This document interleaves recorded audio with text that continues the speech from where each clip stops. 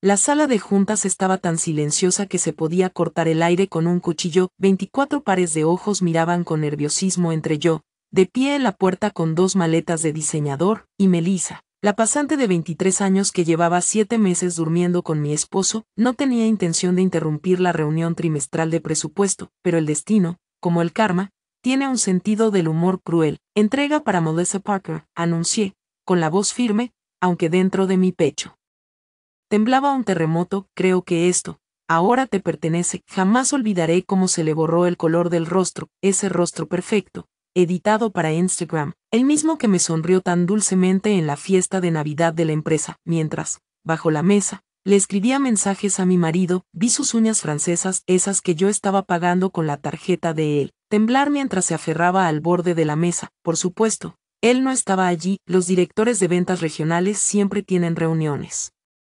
importantes los jueves por la tarde, solo que, en los últimos 7 meses, su reunión era en el Marriott a 2 cuadras, siempre reservado con su cuenta corporativa, porque era así de descuidado, o así de arrogante. Perdón. ¿Y usted quién es? Rompió finalmente el silencio el CEO, su pluma Mont Blanc suspendida en el aire. Sonreí, no la sonrisa rota de una esposa traicionada, sino la calculada de una mujer que ya llegó a su límite. Soy Alexandra Reynolds, esposa de Daniel, pronto exesposa, supongo.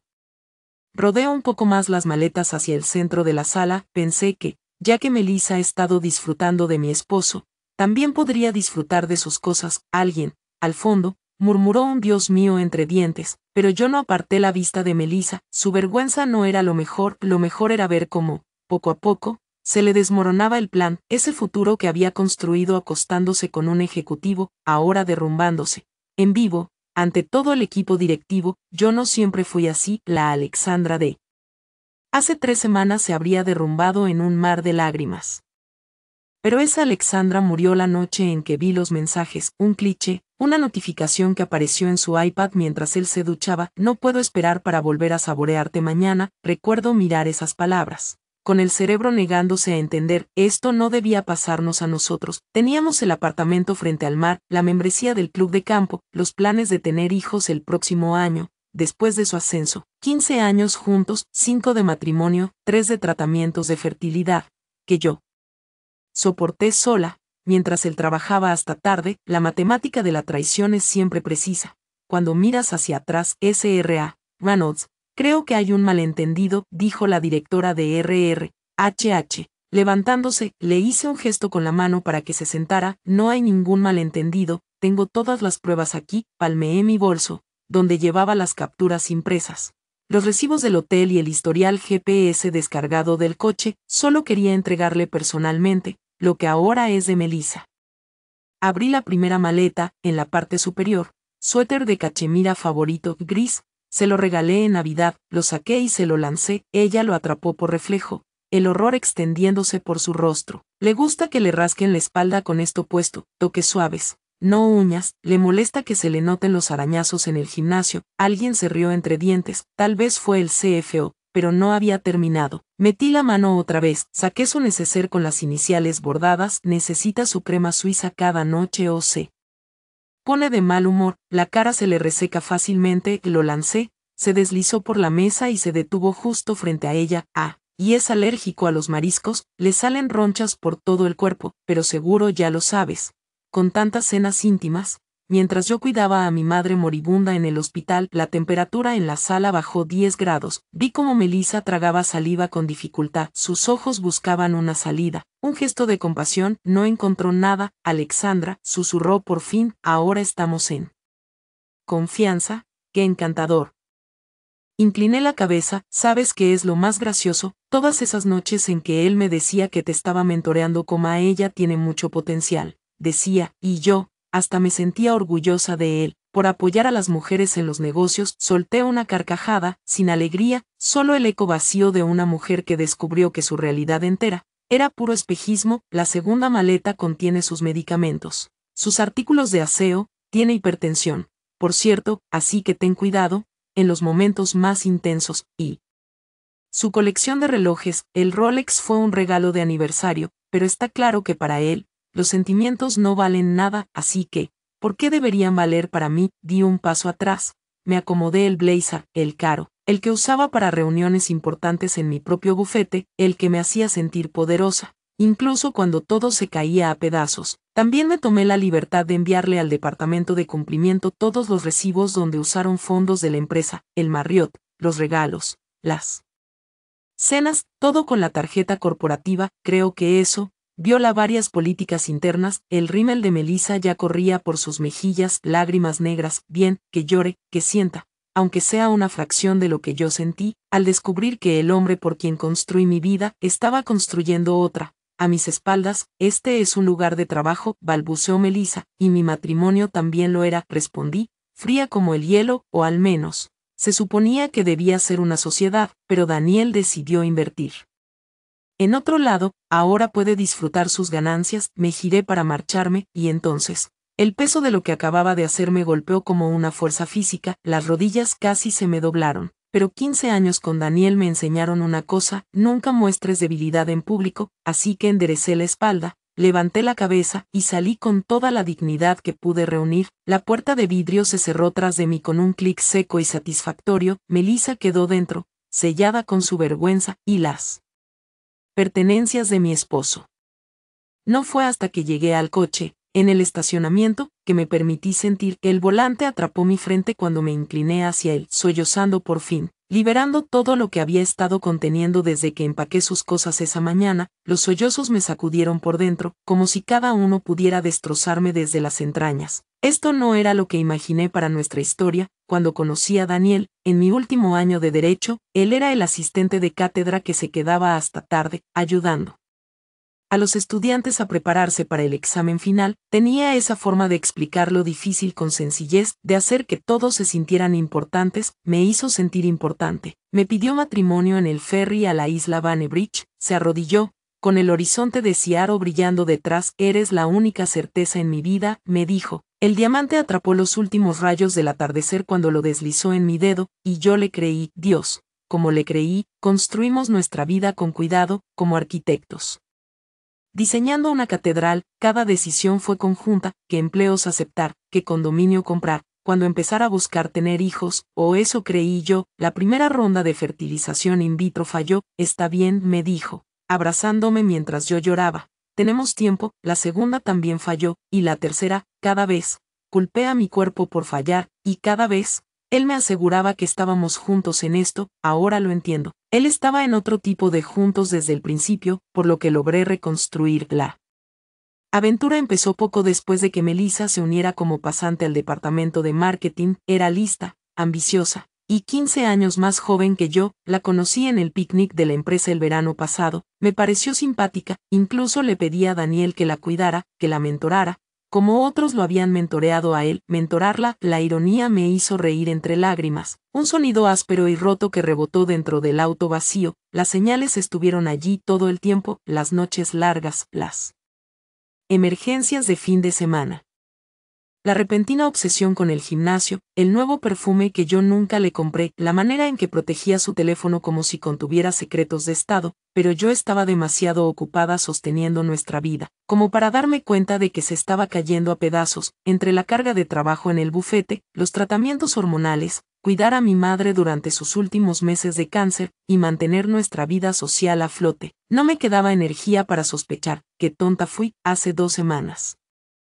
Mi madre por fin descansó. Tras una larga lucha, la casa se sintió más vacía. Ya no estaban las enfermeras, ni el zumbido constante de las máquinas de oxígeno. Daniel fue apoyador. Si eso cuenta como aparecer de vez en cuando en las cenas familiares, y preguntar por ella. Antes de cambiar de tema, la noche después del funeral, esperaba que me abrazara, que me consolara. En cambio, dijo que tenía una reunión urgente con un cliente, y me dejó sola, con mi dolor. Esa fue la noche en que encontré los mensajes. Como si perder a mi madre no hubiera sido suficiente, ese mismo día perdí a mi esposo. Deslicé el dedo por meses de mensajes, cada uno era una cuchilla, una puñalada más profunda. Lo que le decía a ella, las promesas, las fantasías, las quejas sobre mí, sobre nosotros. Le dijo que yo era emocionalmente distante, que estaba obsesionada con quedar embarazada, que nuestro matrimonio llevaba años muerto. Todo eso, mientras yo me inyectaba hormonas cada noche, con el estómago lleno de moretones. aguantando los cambios de humor, la hinchazón, la esperanza y la decepción aplastante, todo, por nuestro futuro, todo eso, mientras yo sostenía la mano de mi madre, mientras el cáncer la consumía pedazo a pedazo, todo eso, mientras yo mantenía el hogar, cumplía con las cenas, manejaba nuestras finanzas, y ahí estaban, en blanco y negro, las pruebas físicas de cada vez que me mintió, cada te amo que no significaba nada, cada plan futuro, que nunca iba a suceder. Eres la única mujer que de verdad me entiende, le escribió él, cuando podré tenerte solo para mí. Respondió ella, pronto. Prometió él, solo estoy esperando el momento adecuado, como si alguna vez existiera un buen momento para detonar la vida de otra persona. Por supuesto que lo confronté esa misma noche, cuando por fin llegó a casa, oliendo a su perfume y al jabón del hotel. Nunca olvidaré su cara al verme, sentada en la oscuridad del salón, iluminada solo por su iPad, y por los mensajes que aún parpadeaban en pantalla. No fue sorpresa, no fue culpa, fue irritación. Irritación por haber sido descubierto. No es lo que piensas, dijo de inmediato, la frase más gastada de todos los infieles de la historia, en serio. Porque yo pienso que estuviste acostándote con tu pasante, mientras yo cuidaba de mi madre moribunda y trataba de concebir a tu hijo. Por favor, explícame cómo no es exactamente eso. Cambiando de táctica, replicó, hace años que no estás presente en este matrimonio, Alex. ¿Qué esperabas? Y fue en ese momento que supe que lo nuestro había terminado de verdad, no solo por la traición, sino porque ahora quería culparme a mí, como si mi duelo, mi deseo de tener hijos, mi carrera, lo hubieran empujado a meterse en la cama de otra mujer. Lárgate, le dije, con la voz tan baja como letal. Esta también es mi casa, respondió él, la casa que mi título de abogada mantiene, la casa que está a mi nombre porque tu historial crediticio era pésimo cuando la compramos. Esa casa. Durmió en la habitación de invitados esa noche, y la siguiente, durante días, compartimos un espacio helado, dos extraños, en lo que alguna vez fue un hogar lleno de amor, o lo que yo creía que era amor. Tenemos que hablar de esto con calma, dijo por fin. 3 días después, durante el desayuno, la gente comete errores, los matrimonios sobreviven a las infidelidades todo el tiempo. Lo miré, del otro lado de la isla de la cocina, a este hombre que amé durante 15 años, este extraño, capaz de traicionarme por completo, y aún así esperar que lo perdonara, como si fuera lo mínimo que merecía. Tienes razón, respondí. Serena, tenemos que hablar racionalmente. Vi cómo se relajaba, pensó que lo iba a perdonar. Ya contacté a un abogado de divorcio, pronto recibirás noticias. Mientras tanto, necesito que te vayas de la casa mañana. Su rostro se retorció. Incrédulo, no puedes hablar en serio. ¿Dónde se supone que voy a ir? Me encogí de hombros. No lo sé, Daniel. Tal vez Melissa tenga espacio en su estudio, o tal vez alguna de las otras mujeres con las que has estado te puede recibir. Su expresión lo delató. Claro que hubo otras. Antes de Melissa, Alex, sé razonable. Estoy siendo razonable. De hecho, te puedo ayudar a empacar. Esa noche, mientras Daniel volvía a refugiarse en la habitación de invitados, me senté sola en nuestro dormitorio y tracé mi plan, porque si hay algo que te enseña a ser abogada corporativa, es como armar una estrategia. Cuando todo a tu alrededor se desmorona, primero aseguré mis finanzas, vacié las cuentas conjuntas y transferí mi parte a mi cuenta personal. No todo, no le robé nada, pero tampoco iba a quedarme vulnerable. Cambié las contraseñas de todas nuestras cuentas compartidas, Netflix, servicios, todo. Llamé a las tarjetas de crédito y lo eliminé como usuario autorizado. Luego vino la recolección de pruebas. Ya tenía las capturas de pantalla, pero necesitaba más. Contacté a Janet, una investigadora privada que conocía por el trabajo. Es detective, especialista en casos de infidelidad. No necesito pruebas de que me engaña, le dije al día siguiente, en una cafetería. Necesito pruebas de que está usando recursos de la empresa para hacerlo. Janet arqueó una ceja. Vas por la yugular profesional. Me gusta, él fue quien convirtió esto en algo profesional, respondí. Yo solo aplico las consecuencias. En menos de 48 horas, Janet me entregó un informe completo, cargos en hoteles pagados con la tarjeta corporativa, cenas caras registradas como reuniones con clientes, sin clientes presentes, uso del coche de empresa que coincidía con sus encuentros, incluso una conferencia en Chicago, a la que Melissa fue añadida en el último momento. Sin ningún motivo laboral para estar allí, era más que suficiente para violar el código de ética de la empresa, y las reglas contra fraternizar, las mismas que Daniel había ayudado a redactar como parte del comité ejecutivo. La hipocresía era asombrosa, pero yo no había terminado. Mientras él estaba en la oficina, revisé a fondo su despacho en casa. En uno de los cajones encontré una pequeña caja de terciopelo, dentro, unos pendientes de diamantes que jamás había visto, el recibo estaba debajo, $3,800.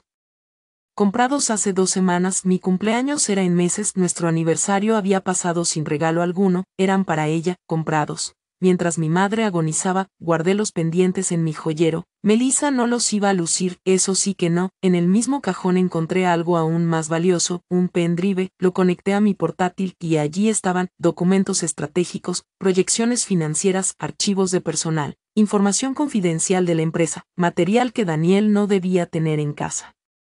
Especialmente con las normas de cumplimiento del sector, hice una copia, volví a guardar el pendrive exactamente donde lo encontré, seguro, por si las cosas se ponían feas, al tercer día de mi investigación. Ya tenía suficiente evidencia para hundir no solo su matrimonio, sino también su carrera, pero no buscaba destruirlo profesionalmente, al menos, no todavía, eso dependería de cómo manejara el divorcio. Primero, quería que ambos enfrentaran las consecuencias sociales de sus actos, la humillación pública que merecían, los chismes en la oficina que los perseguirían mucho tiempo después de que yo desapareciera de sus vidas. Por eso decidí entregar las maletas. Esperé hasta asegurarme de que habría el máximo público posible. La reunión trimestral de presupuesto del jueves reuniría a todos los que importaban, excepto Daniel, que estaría en su reunión habitual con un cliente en el Marriott, junto a Melissa, pero a Melissa la habían pedido expresamente para asistir a esta reunión, para presentar algunos datos de marketing. Lo supe porque el día anterior llamé a la asistente del CEO,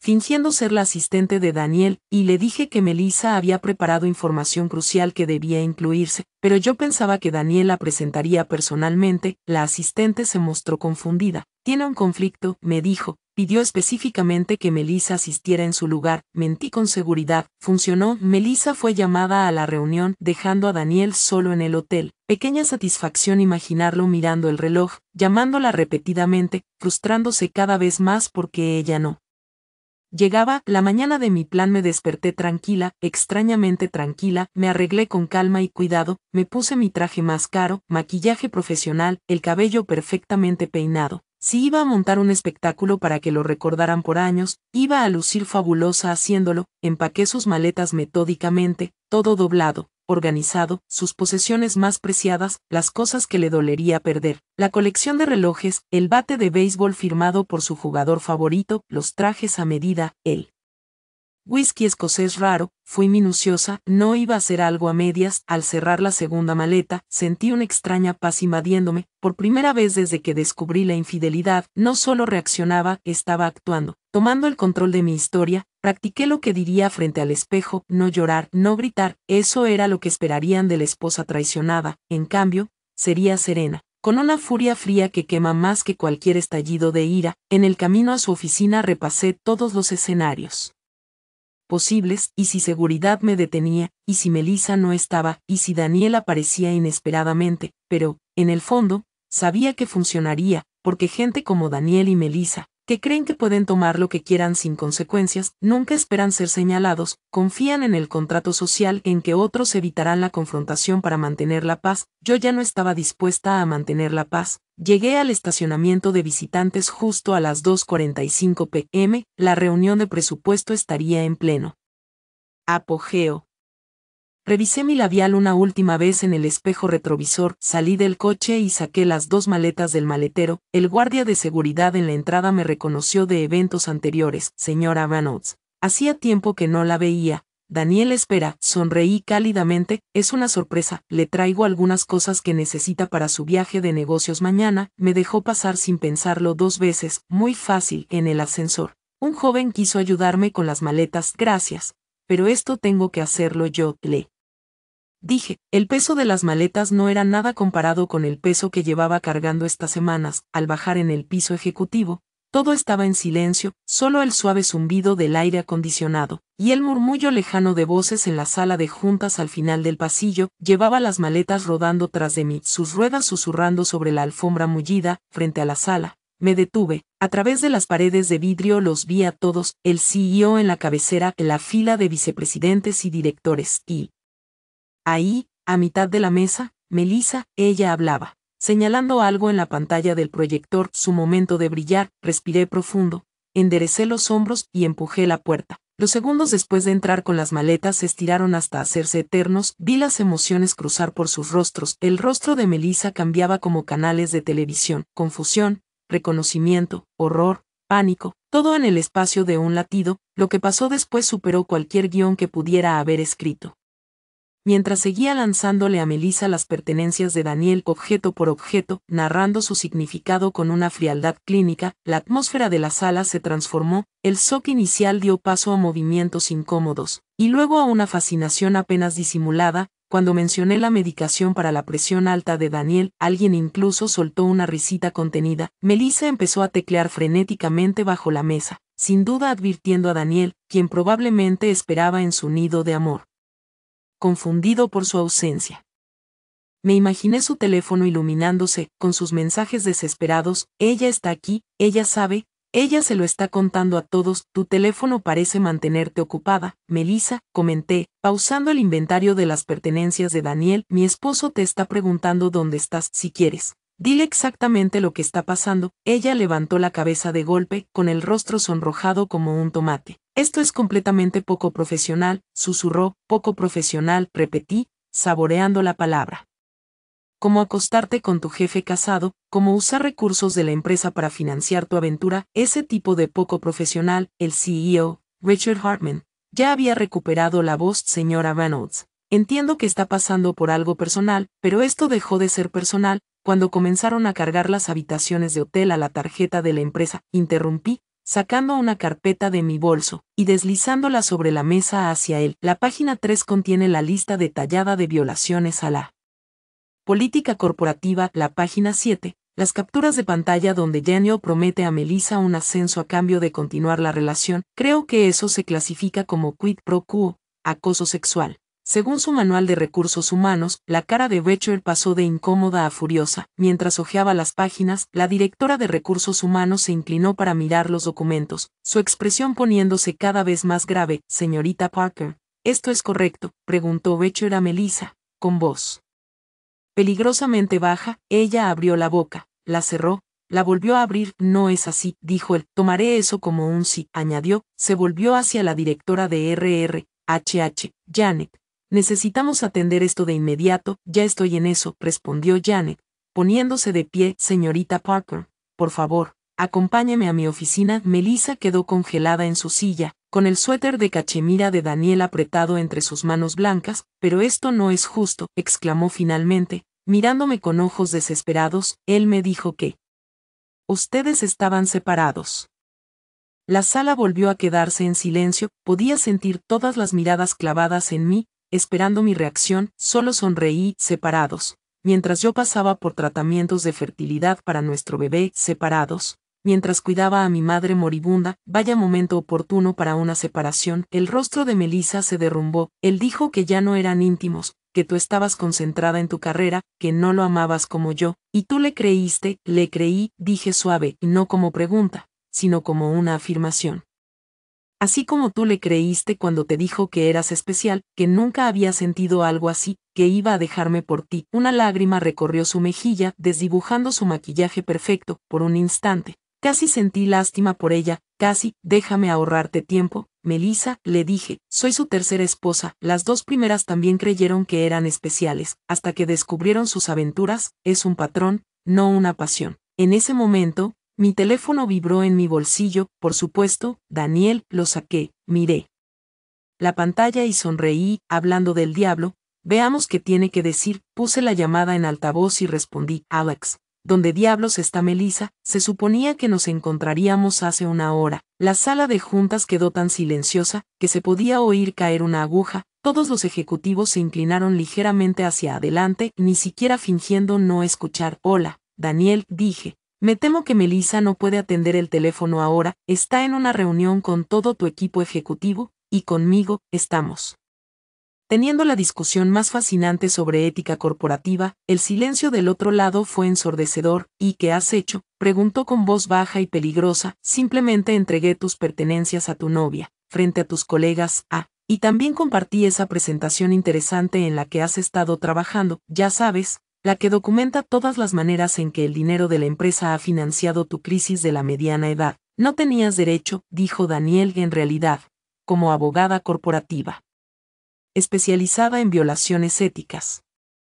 Yo tenía todo el derecho, como tu esposa, como persona con dignidad, tenía todo el derecho, esto te va a costar caro en el divorcio, amenazó él, me reí, genuinamente divertida, Daniel, cariño. Yo soy la que tiene el acuerdo prenupcial que protege mis bienes, yo soy la que tiene pruebas de tu infidelidad y del mal uso de fondos corporativos, yo soy la que todavía tiene trabajo, así que, por favor, dime otra vez qué es lo que me va a costar esto a mí. Richard carraspeó, Daniel, habla Richard, sugiero que vengas a mi oficina inmediatamente. Otro largo silencio, luego la llamada terminó, guardé el teléfono en mi bolsillo y miré la sala, 24 rostros me devolvían la mirada, con expresiones que iban desde el shock hasta la admiración contenida. Melissa estaba caída en su silla, derrotada, mientras Janet esperaba para escoltarla a recursos humanos. Bueno, dije con alegría. Creo que mi entrega está completa, gracias a todos por su atención, disculpen la interrupción de su reunión. Cuando me giré para salir, Richard habló, señora Reynolds, me detuve, mirando por encima del hombro, esta empresa te debe una disculpa, lo que pasó aquí fue inaceptable, y lo abordaremos con la seriedad que merece, asentí una vez, reconociendo sus palabras, pero sin aceptarlas, le sugiero que revise su programa de entrenamiento ético, parece tener importantes vacíos. Con eso, salí dejando las maletas de Daniel atrás. No necesitaba más su equipaje, literal ni figurativamente. En el ascensor, bajando, mi teléfono vibró de nuevo. No era Daniel esta vez, sino mi abogada de divorcios. ¿Está listo?, le escribí, tal como habíamos acordado. Perfecto, respondió, esto hará que las negociaciones sean mucho más fluidas. Cuando llegué a mi auto, la adrenalina comenzaba a bajar, mis manos temblaban ligeramente al insertar la llave en el encendido. Lo había logrado, los había enfrentado a ambos, me negué a ser la esposa silenciosa que sufre. Me vi en el espejo retrovisor y casi no me reconocí, no porque me viera distinta, sino porque me sentía distinta, más ligera, más clara, como si hubiera dejado atrás una piel que ya no me servía. Mi teléfono vibró con un mensaje de un número desconocido. ¿Cómo pudiste humillarme así? Has arruinado todo. Lo borré sin responder. Ya no valían la pena ni mi tiempo ni mi energía. Ninguno de los dos. En lugar de eso, conduje al parque frente al mar, donde Daniel me propuso años atrás. Me senté en un banco mirando el océano, viendo cómo las olas rompían contra la orilla, cada una retirándose solo para reunir fuerza y volver una y otra vez, imparables, como yo. Un año después, estaba en mi nueva cocina, la luz del sol de la mañana entraba por ventanas que daban al este, no al oeste. Otra vista, otra vida, mejor, en formas que no podía haber imaginado aquel día, en que llevé maletas a una sala de juntas y cambié todo. Las consecuencias fueron rápidas y completas. Daniel fue despedido por violar el código ético ese mismo día. Melissa fue transferida a otro departamento, y 3 meses después, en una reestructuración, fue despedida. Silenciosamente, el divorcio se finalizó en tiempo récord. El abogado de Daniel le aconsejó aceptar mis condiciones, para evitar una mayor exposición de su conducta. Vendí el condominio frente al mar, demasiados fantasmas allí, y compré una encantadora casa de estilo artesanal, en un barrio que siempre me había gustado, pero que Daniel consideraba poco prestigioso. Planté un jardín, adopté un perro rescatado, recuperé espacios en mi vida que habían sido comprimidos, para dar cabida al ego desmesurado y las constantes necesidades de Daniel. La muerte de mi madre dejó un vacío que nunca sanará del todo, pero me encontré hablando con ella con frecuencia, especialmente en el jardín. Tenías razón sobre él, le decía mientras podaba rosas o arrancaba malezas. Viste lo que yo no pude ver. Ella nunca criticó a Daniel abiertamente, pero hubo momentos, una contracción en sus ojos cuando él revisaba el teléfono durante cenas familiares, una mirada preocupada cuando descartaba mis opiniones. Ella sabía, como solo las madres saben.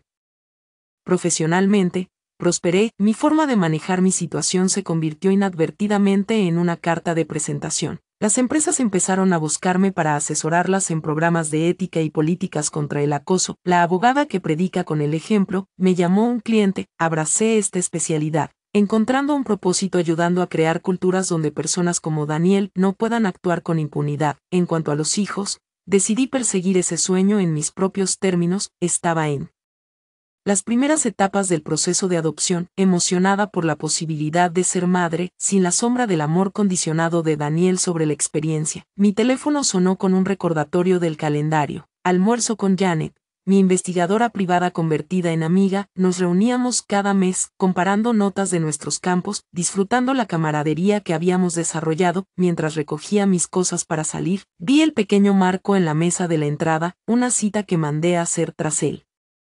Divorcio. A veces, lo más pesado que cargamos son las historias que nunca contamos. Yo conté mi historia, fuerte, pública, sin disculpas, y así dejé una carga que ni siquiera sabía que llevaba. El peso de las expectativas ajenas sobre cómo debe comportarse una esposa traicionada, la presión de mantener la dignidad en el sufrimiento, la regla tácita de que las mujeres deben absorber el dolor en silencio, para proteger a los hombres de las consecuencias. Al salir hacia mi coche, respiré el aire fresco de otoño. Mi teléfono vibró con un mensaje de un número que no reconocí al instante. Vi a Daniel anoche en el Capitol Grill, con una mujer que parecía no tener más de 25 años. Algunas cosas nunca cambian. Me di cuenta de que era de una vecina anterior. Por un momento sentí algo, no celos ni arrepentimiento, sino lástima por esa mujer nueva, que aún no sabe en lo que se está metiendo. Le respondí, espero que le entregue su maleta en un lugar aún más público que yo. Luego borré el intercambio, guardé el teléfono, y conduje a encontrarme con Janet. La saga de Daniel ya no era mi historia. Había cerrado ese libro, y abierto uno nuevo, donde yo era autora y heroína. En el almuerzo, Janet levantó su copa en un brindis, por dos mujeres que se negaron a hacer una nota al pie en sus propias vidas. Choqué mi copa con la suya, sonriendo, por las maletas entregadas exactamente donde deben estar. Reímos, y en ese momento de comprensión compartida, sentí que las piezas finales encajaban. La humillación que alguna vez sentí se transformó en otra cosa, libertad, la que viene de pararte firme en tu verdad, a pesar de las consecuencias. Esa tarde, mientras caminaba por mi jardín revisando la dalia tardía, pensé en aquel día en la sala de juntas, en el miedo que sentí bajo mi exterior compuesto, en la incertidumbre sobre lo que vendría. Si pudiera volver y susurrarle algo a esa versión de mí, sería simple: este momento no es el fin de tu historia, es el comienzo de una mejor. Y así fue, absolutamente lo fue.